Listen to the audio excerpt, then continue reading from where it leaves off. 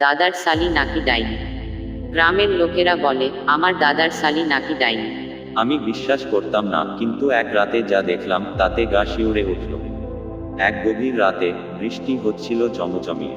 দাদার শালি অর্থাৎ কাকিমার বোন উঠোনে দাঁড়িয়ে আকাশের দিকে তাকিয়ে কিছু একটা বিড়বিড় করছিল। আমার কৌতূহল হলো, কাছে গিয়ে দেখলাম তার চোখ যেন লালচে জ্বলছে। বাতাস থমথমে হয়ে এলো, যেন চারপাশ নিঃশ্বাস বন্ধ করে রেখেছে।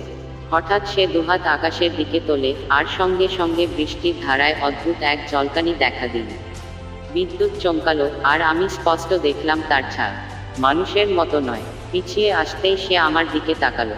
তার ঠোঁটে অদ্ভুত হাসি, গলার স্বর কাঁপানো। তোমার কি মনে হয়? আমি আর কিছু বলার আগেই বাতাসে এক তীব্র শীতল ঝাপটা এলো, আর আমি অজ্ঞান হয়ে গেলাম। সকালে জেগে দেখি আমি দাদার পাশে। কিছুই মনে নেই, শুধু একটাই প্রশ্ন মাথায় ঘুরছে, দাদার শালি কি আসলেই ডাইনি?